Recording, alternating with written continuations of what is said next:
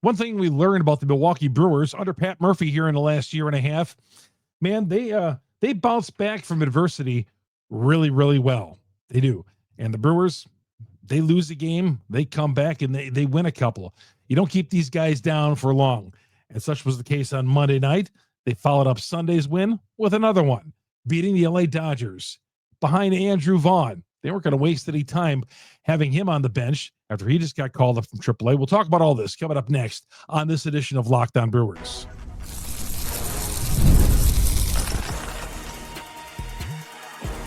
You are Locked On Brewers, your daily Milwaukee Brewers podcast. Part of the Locked On Podcast Network, your team every day. We've learned this with the Milwaukee Brewers and like our sports teams here in Wisconsin. We always feel like the other shoe's going to drop, right? They lose a tough game. Oh boy, here it comes. We thought that all last year, and they went on to win 93 games. Lost a tough one in Miami, I thought, on Saturday. Had a lead in that game, ended up losing, and then coming back and winning on Sunday behind Brandon Woodruff. Got the LA Dodgers coming to town. Dodgers struggled over the weekend, getting swept in a 3-game series by Houston. And the feeling was, boy, the Dodgers, they're going to get fat. They're going to get right on the Milwaukee Brewers. No, that wasn't the case. And the Brewers responded, jumped out. How refreshing, a 5-run first inning. Andrew Vaughn leading the way. We'll get to that coming up next here on Locked On Brewers. Chuck Freeman, host of Locked On Brewers here the last several years. Proud host of Locked On Brewers, longtime sportscaster here in the state of Wisconsin. And yeah, the Dodgers came in here, really played poorly this past weekend against Houston. They have some injuries. Hernandez didn't play. Tommy Edman didn't play. Both of those guys got injuries. Hernandez is a little bit of a slide as well. There's some starters in that rotation who are out, although the Brewers are facing all their healthy ones in this series. And LA has got this way of looking complacent, right? Some days it just I feel like the Dodgers, like the Mets, who we saw last week. Sometimes it looks like some of these big market teams just go through the motions. It's like the Dodgers are just get them to the postseason, that the regular season is kind of a bore for them, right? And that's the way they looked this past weekend against Houston. And when the Brewers jumped out to that 5-0 lead in the first inning, well, the Dodgers that was it. They got to Yamamoto, an all-star, in the first inning, and Andrew Vaughn hit a 3-run homer for the Brewers. And when a team comes out and they look complacent, and I thought the Dodgers really looked complacent. That's my viewpoint on that. The Brewers just feast on teams like that, right? They feast on teams that aren't fundamentally sound, that don't play smart baseball, maybe take the Brewers a little lightly. And that's what happens. The Brewers usually come out on top in games like that. Brewers were an underdog going into this game, which I didn't understand. Yeah, Yamamoto, the all-star, was on the mound, but so was Freddy Peralta. And this was a home game. Brewers always seem to excel. When you think that they're going to get their teeth kicked in, they usually come back and they enjoy a victory. And such was the case on Monday night. We'll start with Andrew Vaughn. Now, I think that it raised some eyebrows a little bit when Andrew Vaughn was batting 5th in the lineup. Now, you got to remember, Pat Murphy making out the lineup card, he's the same guy that had Daz Cameron batting 5th for so long. Now, that I didn't agree with. But here, in this case, I do. Andrew Vaughn, he's had some proven major league games before. He got sent down to the minors with the White Sox because he couldn't get out of his own way. And yeah, honestly, if you get sent down to the minors as a member of the White Sox, you got to be really bad. I mean, because the White Sox are obviously one of the worst teams in baseball. But as I've explained before, I said this on yesterday's podcast, what the Brewers like to do, and this is from what we've learned when Craig Counsell was here, and when a guy like Eric Sogard was promoted to the team, they put him in the lineup right away. I remember it was a Friday night, and he made a couple of key plays that helped the Brewers win. The Brewers don't like to keep a guy on a bench very long. They like when a guy gets promoted or traded to the Brewers, they figure, hey, what the heck? He's up here. Let's get him in the lineup. He's here for a reason. Now, we could have thought that Bowers was going to make the start at first base, right? Maybe Bowers was going to make the start at first base, and then Vaughn on some teams might be sitting and watching for that first game. No, Vaughn was not only in there, but he was batting in the 5-hole, and he hit a 3-run jack in the first inning. Helped his team win. Just crushed, and he crushed it too, over 400 feet. And set AmFam Field on its ear, and the Brewers, that set the tone, and the Brewers adding 2 more and getting the win handily over the LA Dodgers. Improving to 11 games over the 500 mark, tying their highest of the year, 51-40. They get within 3.5 of the idle Cubs. Cubs start a series on Tuesday night as they are taking on Minnesota. They're on the road against Minnesota. So they have these Brewers, man, they're not like the teenage daughter that when you say something to them or you holler at them for picking up after themselves, that they pout for the next 3 days. The Brewers don't do that. They go up, they lose a tough game. They have some adversity. They usually bounce back the next day like nothing happened the day before, and they're real good. Wish it could be like that with everybody in life, right? They bounced back. The Brewers did. They won Sunday with Woodruff on the hill, and Monday it was a no-doubter. And he thought with Yamamoto on the hill, all-star, that, hey, the Brewers might be in for a tough night offensively too, as well, with Yamamoto on the mound and Freddy Peralta taking the hill for Milwaukee. We'll get to him in just a second, but the Brewers just continue to be amazing. Yeah, amazing. 11 games over the 500 mark. And yeah, a lot of national media talking about, the Dodgers got all these injuries. Again, I point to example A, our hometown Milwaukee Brewers. Nobody has to complain about the injuries. If anybody does, the Milwaukee Brewers certainly do. But you know what they do? They just go out there and win. Just keep on winning. And I know what you're saying. The pessimists out there will say, show me in October. I get it. Yes, they do have a lot to prove in October, considering what has happened for the past several seasons, and they won a playoff series since 2018. Totally get you. And you know what? The Brewers still need to improve this roster. They need to improve. It's on the Brewers to improve this roster and get them built for October. Right now, this team's not built for October. They need to make a few moves. But we got plenty of time to worry about that. Let's enjoy this victory. And this team just doesn't stay down very long. That 5-run first inning. Later, Yelich hits a home run, his 18th of the season. 2 more home runs get him to 20. If my high school math proves out to be correct, my Martin Luther High School math, 20 home runs he'd have for the first time since 2019. So Yelich goes opposite field again, drilled it into the bullpen, and just part of the big night for the Brewers. And by the way, with Vaughn hitting that home run, he becomes the 5th player in Brewer history to hit a home run in his first at-bat with the team. Mike Hegan, 1969, that would be the Seattle Pilots. Rob Deere, 1986, the White Sox. I remember I was watching this game on TV. Hit a roof shot at Comiskey Park in 1986, the old Comiskey Park. I call Comiskey Park White Sox Park, U.S. Cellular, Bank Rate Field, whatever they call it. The field, the ballpark before them.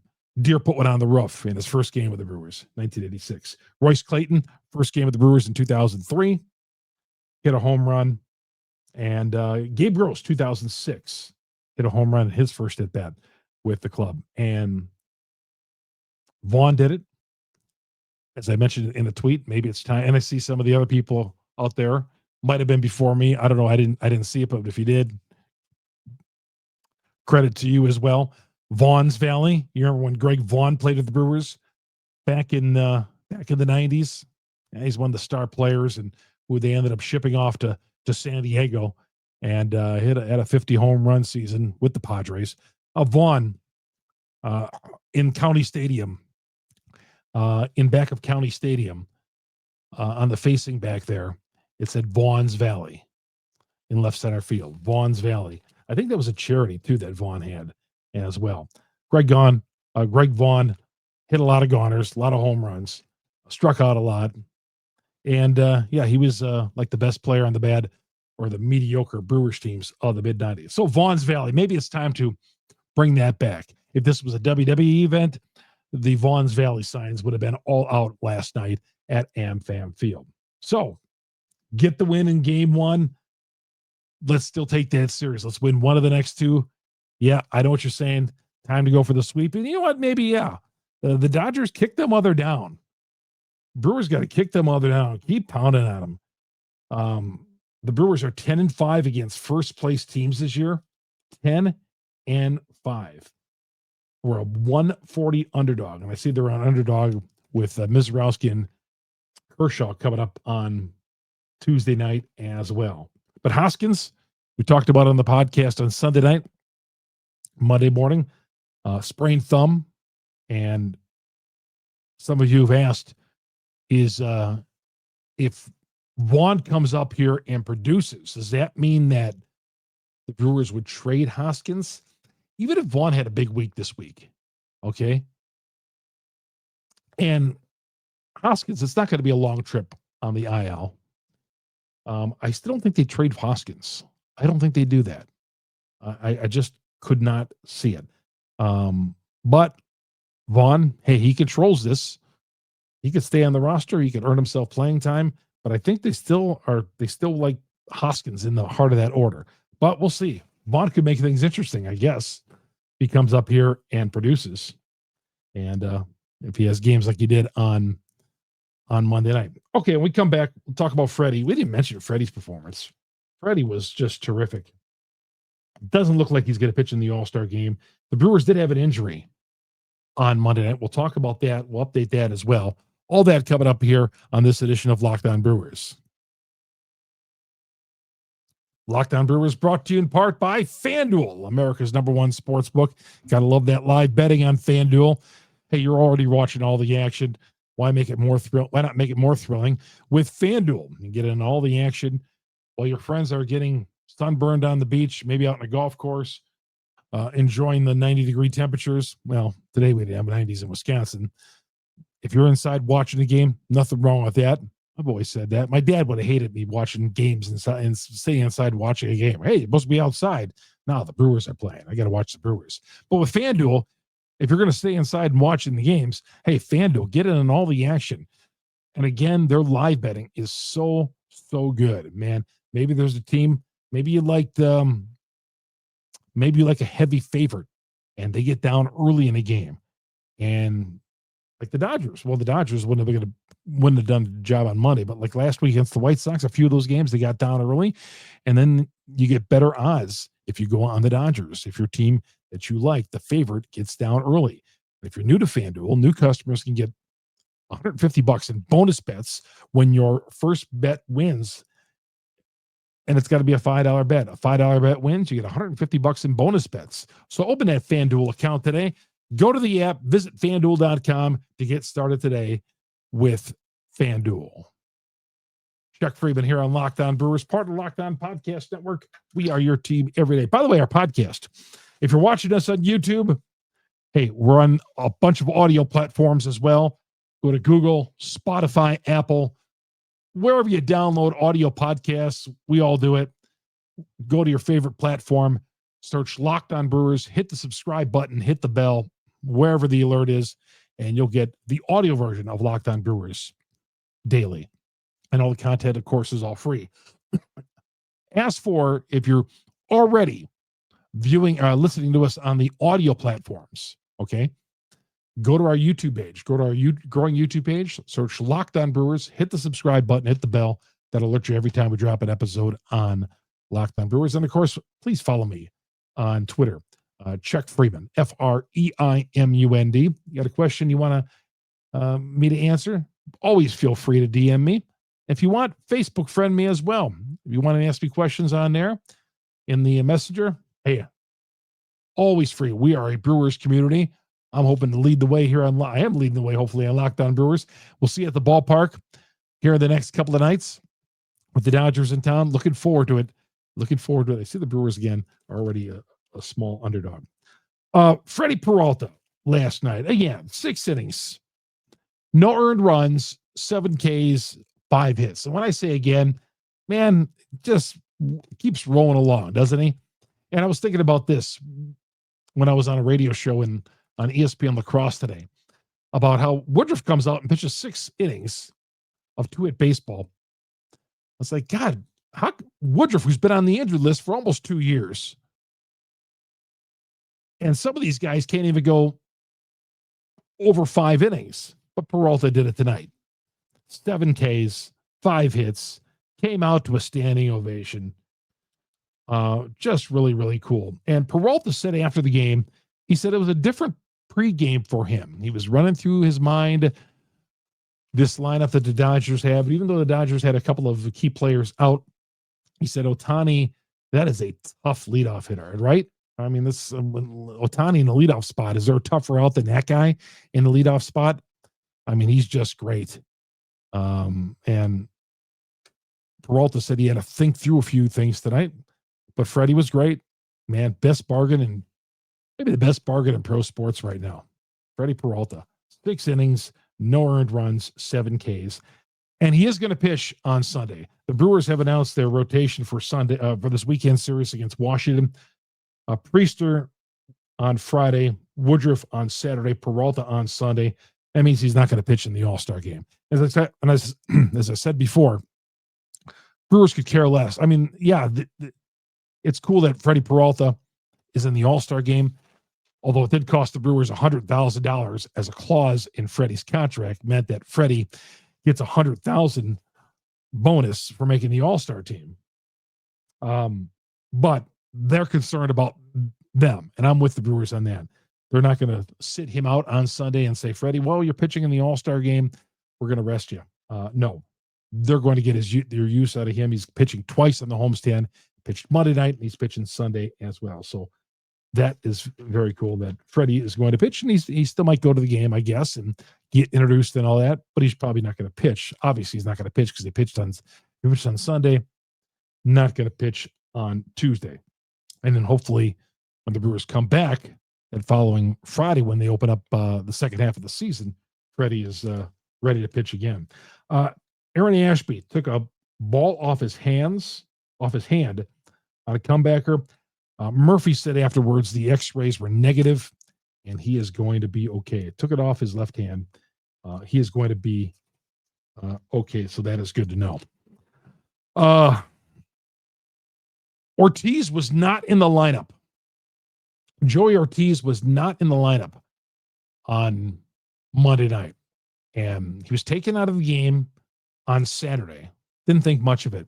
Sunday, Monasterio is in the lineup at shortstop. So media gets to the game on Monday, sees the lineup card. Murph. Monasterio in the lineup again. Is Ortiz hurt? That's your first thought. Is Ortiz hurt? What's going on there? Apparently Murphy's not happy with Ortiz's at bats, even though he's hitting better as of late. Hit the grand slam last week. Ortiz several times this year has been unproductive with runners in scoring position. He's batting .209 overall. And I think Murphy has had it with some of his at-bats. Has not liked his at-bats. Murphy said that he's mad at, we used a different term, but he said basically that he's mad at Ortiz's at-bats. He is not happy with his at-bats. So Ortiz has been benched. We haven't seen guys benched by Murphy. We've seen players pulled from games before, but not benched. Ortiz benched.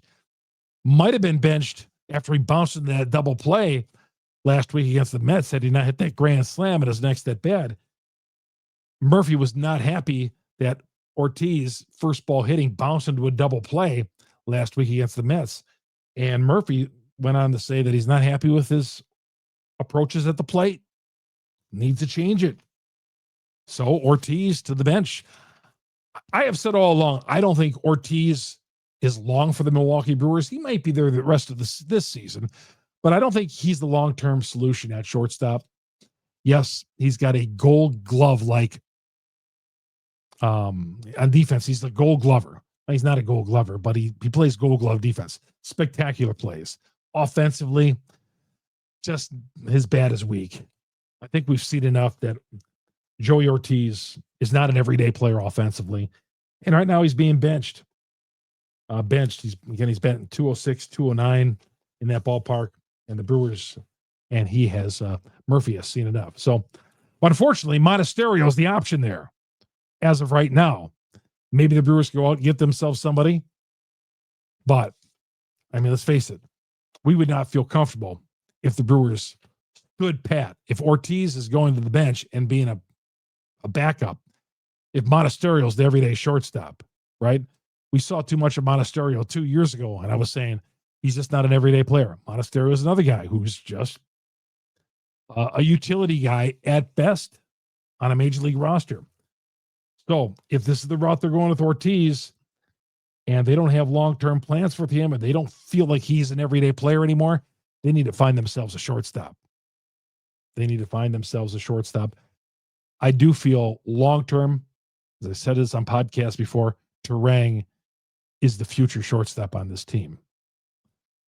We'll talk more about that at a different time as well.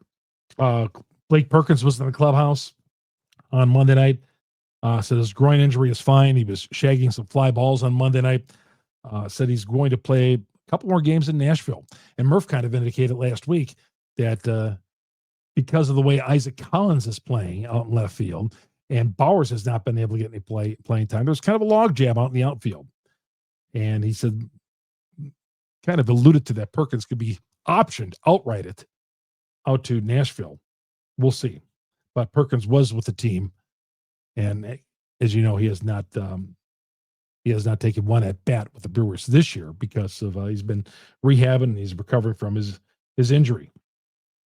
All right. The Brewers are got a big matchup on Tuesday night. It should be fun at the ballpark. Jacob Misiorowski, we'll see what he has for a comeback after his terrible performance last Wednesday in the second game of the doubleheader against the Mets. We'll get to that coming up next here on Locked On Brewers. OpenPhone, another great new sponsor here of Locked On Brewers. If you're running a business, you know that every missed call is money left on the table. You don't want to miss those calls. Think about the last time you had a service emergency, like a burst pipe. If the plumber didn't answer, did you wait? No. You called the next guy, the next guy, the next guy. So businesses out there, you want a reliable business line.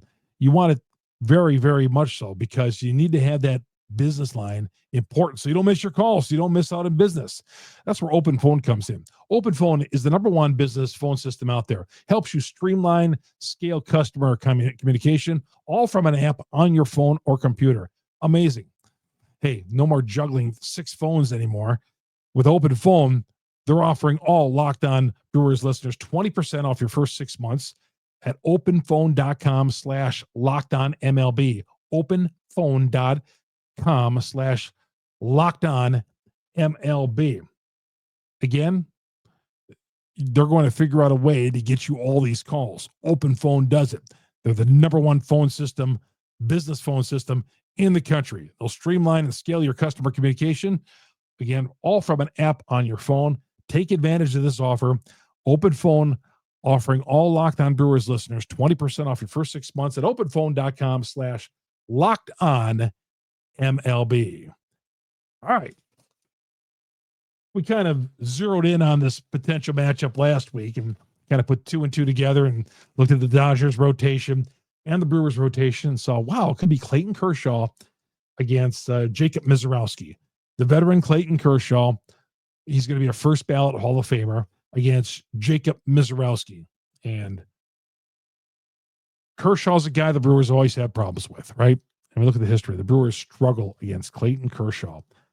Postseason, regular season, they cannot hit Clayton Kershaw. We'll see what happens on Tuesday night. With Misiorowski, we'll see the adjustments he made. Again, he was throwing 102, and the velocity dipped off in the second and third innings. He ran up a high pitch count. He was in the 40s in that second inning, 40 pitch count, and the Brewers don't need that. Murph has said, well, maybe Miz needs to back it off a little bit and throw 98, better location maybe. And maybe 102 is not the route. We'll see. But in any case, epic matchup. In fact, this game is going to be on TBS. I'm always bellyaching how the Brewers are never on national TV. Well, they're on TBS. Well, you know what? They're on TBS because of the Dodgers.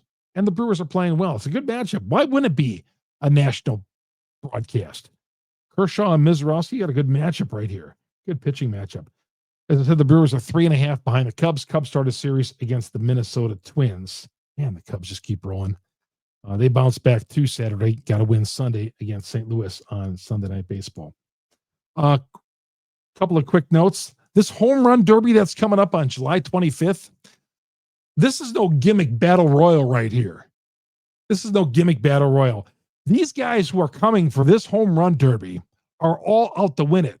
These guys, nobody wants to finish in last. All these guys are going after this home run derby. This is serious stuff. You saw Carlos Gomez this past weekend at Miami taking batting practice. Some of these guys, fielder can still hit. Some of these guys are in great shape yet. I wouldn't count out Ryan Braun. So this home run derby coming up on July 25th is not going to be a joke to these guys at all. This is no gimmick battle royal with Boink the Clown. This is guys who are coming, who are retired, some recently retired. We're going to mean business on July 25th. By the way, today, 17 years ago today, the Brewers made their biggest trade deadline move by getting CC Sabathia. Not the K-Rod move was big, but CC Sabathia, 2008, 17 years ago. Do you remember where you were when you got the news on that Sunday that the Brewers have officially acquired CC Sabathia? All these other teams wanted CC. Doug Melvin would later say, hey, we had to get CC Sabathia because we had to break that curse of missing the postseason.